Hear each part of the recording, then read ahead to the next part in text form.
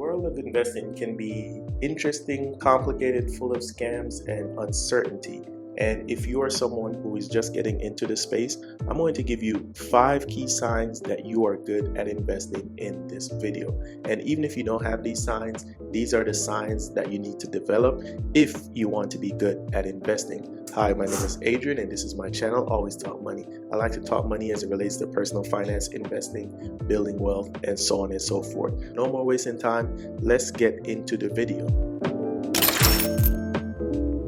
I want to start here. The first sign that you are good at investing, or you're going to be a good investor, or you are on the right path when it comes to investing, is that you know your investments. You cannot invest in something you do not know about. That just doesn't make any sense. If you see or have an uncle, a brother, a sister, a mother even that comes to you and you have a whole bunch of money and they're like, hey, I have this opportunity for you, give me $10,000 and let me invest in it on your behalf. You should not do that. You need to know what your money is doing. You need to have a working knowledge. You don't need to know the ins and outs of everything, right? That's probably going to be impossible because you're probably focusing on a lot of different other things. But knowing your investments on a basic level is very important. For instance, if I invest in Home Depot, I know what Home Depot does. I know what they're about. But do I know what the price of a shovel should be? Do I know how to weigh sand? Do I even know how to fix a door or a toilet or any of that stuff? No, but I have a general idea of what the business is and how it works, and that's good enough. So if you want to be a good investor, or you need a sign that you are a good investor, then the first sign is that you know your investments. Second sign that you're a good investor or you want to be a good investor, this is the second sign that you should develop or look out for. You look for real world utility in your investments. Let me explain. In the previous example, I talked about Home Depot, right? And that's easy because with Home Depot, I know what the real world utility is.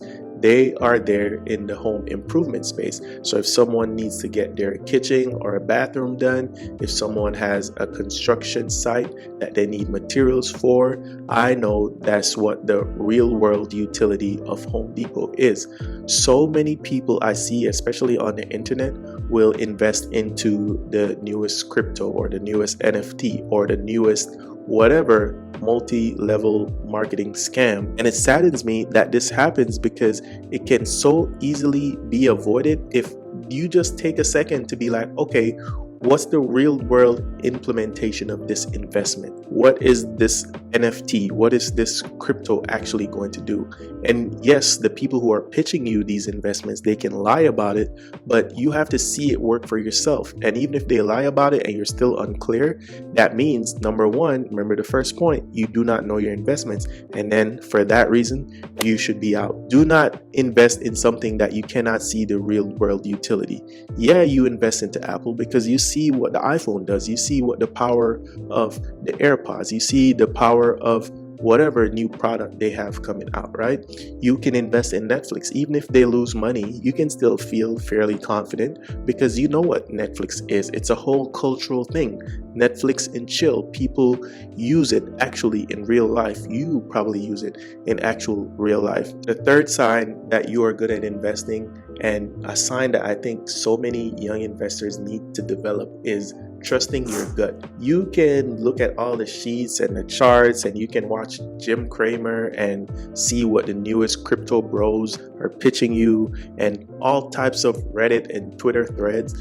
But at the end of the day, if it doesn't feel right to you, right? If in your gut you feel like you are throwing money away by investing in this thing, then just don't do it.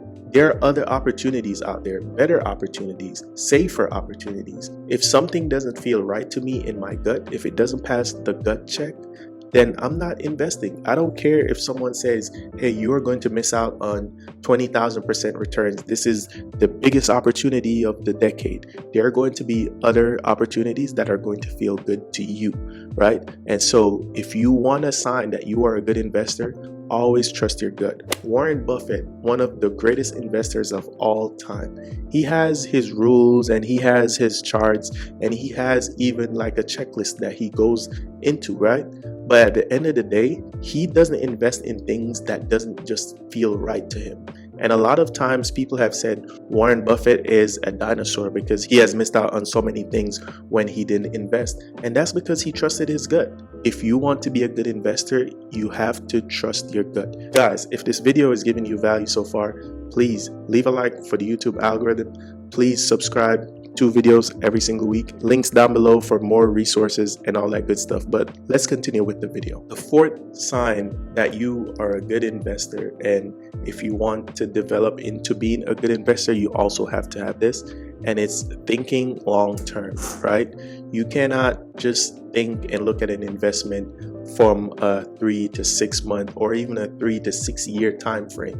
What is it going to be for you in 10 years time, in 15 years time?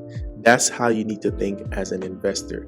That's why dollar cost averaging is so important. You just put money in the market regardless of what happens, because we are going to go through boom and bust cycles, right? We are going to have bull and bear markets, but at the end of the day, it's a rocky, bumpy roller coaster, but it's always going to be going up. And there are times when it dips a little bit, and all the regular retail investors and the mom and pop investors, as soon as they lose 10% of their portfolio, they want to cut bait, jump ship, and sell.